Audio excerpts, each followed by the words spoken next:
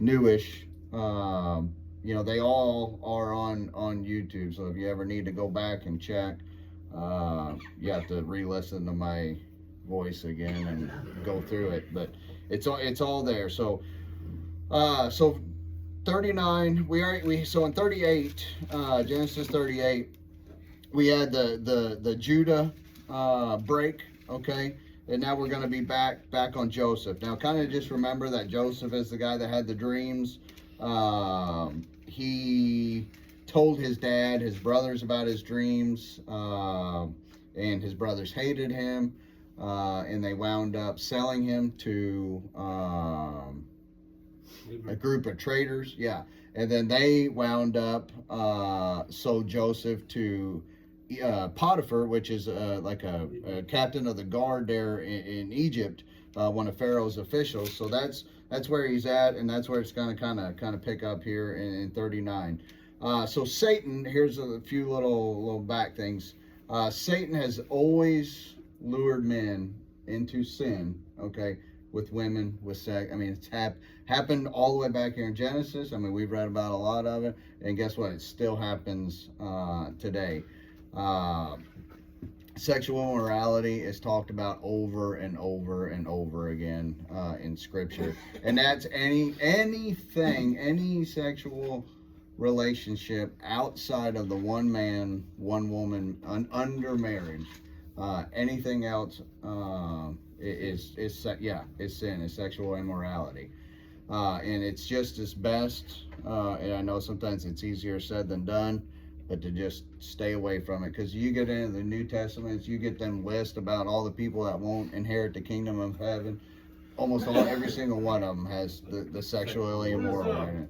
What does God say about divorce? Because I know all marriages don't work. Yeah, so from what I know about divorces, they're under God's law. There's two reasons that divorce is okay with God. One is cheating, and the other one is if when they were married, that one is not a follower and the other one is. Now, where that is written at, it's in there, and I've been taught it over and over again. So I have not to marry that way though. Oh yeah, that's what we've learned. Divorce was okay, but just don't marry. Yeah, right? like we've talked about here. That was even last week. That like, hey, when you get into marriage, don't marry outside the faith, okay? Because it just makes things tough. And then what we've learned here in Genesis, sometimes take all of our man-made stuff or our denominations. I mean, it's tough even to marry between me and Val, like with Lutheran and Catholic at the time. You gotta marry a religious person. Well, you don't have to, but But you can get her into it. Well, yeah. So technically, when me and my wife got married, hey, we thought we were Christians, but then we've learned that now through all this stuff, we weren't, and now we are. But that is, you would have to just do a Google machine search. Go to Matthew 5:31. The Matthew 5. Okay. Matthew 5:31. Yeah. Yeah. And in 1 Corinthians, it Yeah. talks about marriages, chapter 7. I think. Yeah. And so those are the two reasons that, from what I have learned, that because I was at a marriage conference one time, and we had questions and answers, and that was one of the questions I won, because I had a buddy that was going through a divorce at the time, and he wasn't wanting it, and his wife was, and that was one of the questions he had, and he's like, he didn't feel it was right, and so he knew the adultery thing, which nobody in that situation had an affair or anything. But then the pastor guy at the time was like, well, and then technically, if one is not a believer, that is a way out. Now, if you ask some of them other denominations, there's a whole list of things, but we ain't gonna get into that. No. So, all right, verse 1. Now Joseph had been taken down to Egypt. Potiphar, an Egyptian who was one of Pharaoh's officials, the captain of the guard, bought him from the Ishmaelites who had taken him there. So this is basically just a repeat of the verse in 37, verse 36. So it's just kind of showing us where we're at. So when it says now in verse 1 right there, so this is at the same time when we just learned Judah was being immoral, what we just learned about. Well, I'm going to say last week, but it's actually been 2 weeks ago. So why Judah was doing his thing, shooting the semen on the floor and all that, we're going to find out that Joseph is actually going to be moral. So while Judah is being immoral, Joseph here is going to be doing the moral thing here. Verse 2, the Lord was with Joseph, and he prospered, and he lived in the house of the Egyptian master. When his master saw that the Lord was with him, and that the Lord gave him success in everything he did, Joseph found favor in his eyes. So I'll stop right there. So it said there in verse 2, he lived in the house of his Egyptian master. This is a pretty good gig, okay? Yeah, he's still, I guess, a slave, but it's basically like a work employer and employee kind of situation. Yeah. Can I say something? Yeah. I want you guys to keep in mind that, it's the same thing that Laban had with Jacob. Laban saw favor in Jacob, and that's how Jacob perspired. So it's kind of the same thing, since Because Joseph is getting blessed. Right. And then so which in turn is making Potiphar's house going to be blessed as well through Joseph. Right. Yeah. And so like I said, this gig that he's got, it's a pretty good gig. So like this is compared to like being outside the house, like he's got the inside work. Okay, he's got the easier work. It's not the manual labor, the outside labor that he's doing. So he's got a pretty good gig going on here. So 3-6, when his master saw that the Lord was with him, and that the Lord gave him success in everything he did, Joseph found favor in his eyes and became his attendant. Potiphar put him in charge of his household, and he entrusted to his care everything he owned. From the time he put him in charge of his household and of all that he owned, the Lord blessed the household of the Egyptian because of Joseph. The blessing of the Lord was on everything. Potiphar had both in the house and in the field. So he left in Joseph's care everything he had, with Joseph in charge. He did not concern himself with anything except the food he ate. So literally anything that he just needs right at the moment, he's not concerned about anything else, because Joseph's got it all under control. And because Joseph knew that God was with him, he became basically the best employee in all that Potiphar had, both inside and outside the house. I mean, Joseph is top-notch, number one, the right-hand man, and that is because he knows God's with him, and because you gotta remember, the dude just got sold by his brothers to the Egyptians, okay? But he's like, wait a minute, the Lord's with me. I'm going to, what's in verses like work for the Lord? Actually, I got that. We'll get into that. So remember, Potiphar, okay, is an Egyptian, okay, which in this time, so he's a pagan. So he's a non-Christian. So it's like having at any of our y'all's jobs a non-Christian boss, okay? But yet Joseph, as a Christian, is working to the best. He's working like he's working for the Lord. So if I would go to your employers, like anybody's in here, or you can go to mine, okay? And this can work both ways. If you're an actual employer, I could go to your employees. Okay, what would they say about your work ethic? Are you lazy? Are you terrible? Are you unteachable? And if that's the case, that's actually an embarrassment to God, because I'll pull the verse up here in a little bit, but God calls us to work. And for those guys that were in here when we did the How to Be a Man book, I mean, that was one of the things that, we're called to work. When Adam and Eve was called to tend to the garden. Adam was. So we're called to work. So at our jobs, and this is where, you just read through Genesis and you're like, man, we're getting actually life lessons here out of it. At our jobs, we should be the most punctual, productive, trustworthy employees out of anybody. If you claim to be a believer. But not only was it just Joseph's work ethic, okay, that Potiphar is seeing here, but he saw that the Lord was with him. Okay, so this suggests that either Joseph talked about the Lord to Potiphar, or maybe, hey, I go to a men's study, on Wednesday night to Potiphar. Why don't you come along? We don't know exactly, but it seems to suggest that if Potiphar can see the Lord, doesn't say that he's a believer. I mean, if he's an Egyptian, they have pagan gods out of this world. But if he sees the Lord through Joseph, it means Joseph is actually talking about it, or showing God to yeah. Displaying this character. That's right. Maybe and probably talking about it. Yeah, like you said. I would think, and I mean, so that our biggest thing, besides for men, we're called to be the spiritual leader of our house. Okay, that should be our number one ministry, is our house. And then after that, where do we spend most of our time at? Usually at our jobs. Yeah. So that's your next best. I mean, yeah. I only work with really one guy most of the time. I have a boss, and then I have one other employee with me.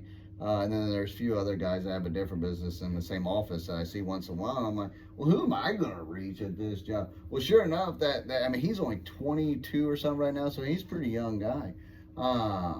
But now our conversations have changed. When I first met him, just to get to knowing him, talking about baseball, because he played for Cape and the Legion Bowl and all that. My son was playing baseball at the time, so that was kind of our connection. But now it's turned into, hey, what'd you learn at your Bible study? He's been going to a different one. I've been trying to get him to come to our men's conferences. I thought I had him this close coming. Yeah. And so, I mean, it's just changed. One day he would come and was so excited. He's like, he showed me this analogy that whoever was leading his Bible study class was showing him. Like, that is actually fantastic. And I had him write it down, something about some circles and the different types of Christian, kind of like what we talked about at the men's conference. But so that, I mean, you wouldn't think I just work with one guy, but that is one guy that I can actually reach on a daily basis. So back to the example of, it's not just his work ethic that Potiphar is seeing, but like the Lord, he can see whether if he's talking about the Lord or just acting like his character, like Pat said. So here's a good analogy that I've seen. So picture a sponge, okay? When a sponge is filled with water and then it's squeezed out, the water comes out, right? Okay, so Joseph, or put yourself in there, a true believer, if you're filled with God, okay, and life squeezes you, because life's going to squeeze, life is hard. Then wealth and prosperity, guys, they got it wrong, because life's going to be hard. So when life squeezes you, guess what should come out? God, Jesus. And I'm like, man, that sponge thing, that's pretty good on that. I didn't come up with it. I think it was Tony Evans, I think. But I'm gonna keep that one. I put a star by that one. Oh yeah, if you ain't never heard Tony Evans preach, I mean, he is fantastic. He can really get in your face. This was in his book. So, but you can picture him saying, when that sponge is squeezed, the water comes out. But Colossians, and you don't have to turn there. It's just one verse I'm gonna read. Colossians 3:23. So in the New Testament, this is your go-to for your work verse. All right. Whatever you do, work at it with all your heart, as working for the Lord, not for men. And then, I mean, there's other ones that go with it. But that is, boy, I got to remind myself of that sometimes. Just which anybody that works with the public got to, you know what I mean?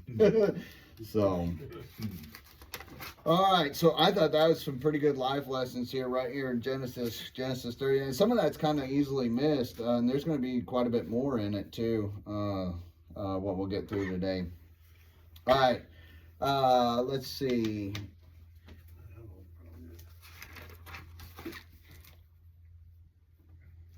All right, so there in verse 4, we already read it there, but there in verse 4, when it says, Potiphar put him in charge of his household, and he entrusted to his care everything he owned. So this is a big promotion. So you know, there might be times like you want a promotion or some kind of better position at your work or a bigger platform to get your ideas across. But here's the thing: can God trust you with it? What are you doing with the platform you got now? What are you doing at your job now? What are you doing in your position now? If you're not doing godly things and where you are now, God's not, why would I trust? God's thinking, why would I trust you with more when I can't even trust you with what you already got now? And then here's another reference I got, Luke 16:10. It says, whoever can be trusted with very little can also be trusted with much, and whoever is dishonest with very little will also be dishonest with much. And you know, there's a lot of times people clamor, oh man, I should have got that promotion, I should have got that. Well, one, maybe it wasn't your time, but two, you need to kind of gut check yourself, like, hey, okay, if I haven't been trustworthy to God and where I'm at now, why would he elevate me? You know what I mean? All right, so the end of 6 and then verse 7. Now Joseph was well built and handsome. So we got that across. In verse 7, and after a while his master's wife took notice of Joseph and said, come to bed with me. All right. Yeah. So Joseph pretty much has the key to the estate. I mean, Egypt at this time is a big old nation. He's in with Potiphar. He's not the Pharaoh, but he's high up in the rankings, and so he has pretty much the key to the estate. And then all of a sudden, Potiphar's wife wants to come butt in, and it's like I said at the beginning, Satan has always used, for sin. But luckily, Joseph is going to do what's right. So verse 8, it says, but he refused. And then it says, with me in charge, he told her, my master does not concern himself with anything in the house. Everything he owns, he has entrusted to my care. And then verse 9, no one is greater in this house than I am. My master has withheld nothing from me except you, because you are his wife. How then could I do such a wicked thing and sin against God? So he refused right away. And so, like, as we get older, okay, like, turning that down might not be as hard, but like, think back to in your 20s, okay? So we will learn later, but that's roughly the age of what Joseph is now. 17. Yeah, he was 17 earlier, and then so like some time has passed a little bit, and then later on he'll be 30. So he's in that, I'm going to say late teens, 20-ish mark. So I mean, if you had a woman, and Potiphar is probably, since high ranking as Potiphar is, I mean, he's not going to have an ugly wife. And then she pretty much just comes out and says, hey, take me to bed. I want to say when we were all in our 20s, we all probably would have failed that test. You know what I mean? And now knowing what I did, I hope I never have to be put in that position. But like, that's why you just try to stay away from it as best you can. But even then, like if I know now what I knew, if I knew now. Yeah, that's it. Dang, right. You did know. Yeah, that's right. Your mom told me. Your dad told me. Huh? Okay? Your mom and dad. My mom and dad told me. I knew that before I was 16. Yeah, right. Bees, huh? Yeah. And but like how much like sin that is, you know what I mean? Like it'd been tough, and so like Joseph at least, it doesn't seem, he just says, but he refused, without probably even thinking about it, he refused. All right, so, okay, I said Potiphar's wife, probably real good looking wife, so stay away from someone else's spouse. I mean, that can go nowadays. I mean, it happens to marriage couples all the time. And if you travel a lot, I don't care what you think of his politics, but who was the last vice president with Trump? Pence. I think he always said, like, anytime he traveled, he would always take his wife with him. I mean, he was a pretty religious man. Yeah. And that way, that's right. And that way he would never even, he was with his wife, you know what I mean? So he could never even fall into that trap. And then, so there's two reasons here it says why he refused. The first is because the trust of Potiphar had in him would have been lost. Okay, he's like, no, Potiphar has trusted me with everything, and I don't want to lose his trust. But then the second biggest reason why he refused, the last part of it says, how then could I do such a wicked thing and sin against God? Because he knew it'd be sinning against God. And he could have, we do it. I guarantee you we all do it. I know I do.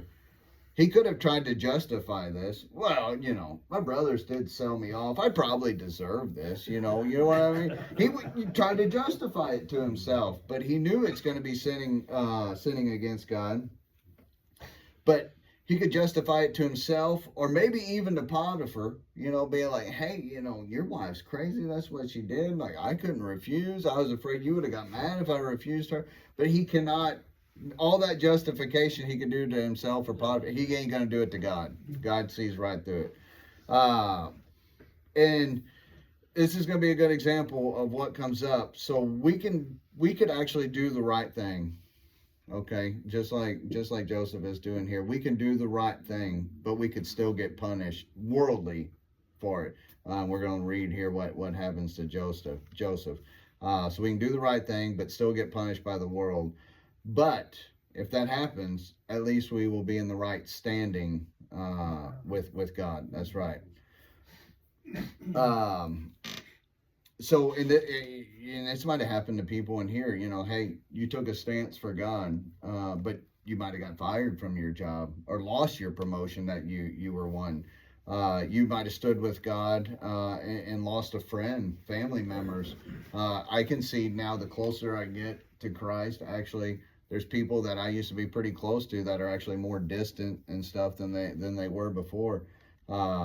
You could stand for God and lose money. Like I said, lose your job. It can happen. The world doesn't always like standing for God. And this is a great example against the whole health, wealth, and prosperity stuff. What happens to Joseph here? I think Satan rules the world, and Jesus and God rule the heavens. Well, so because there's a lot of sin on the earth. Yeah, so here on earth, actually, if you read scripture, Satan is actually called the prince of this earth. That's what I'm saying. Yeah, but but still only allows him to do certain things. Like things can happen, huh? Can't go against free will. What's that? Oh, that's God. Yeah. Can't go against free will. Yeah, so like we have our free will, and then Satan will influence that, and then God lets us make our own decisions, but yet. Just like take Job first, Job. Yeah. See, you guys need to be teaching this stuff. He told Satan basically, hey, you can go up to this point, but you can't cross this line. So God is still always in control. But yes, Satan is actually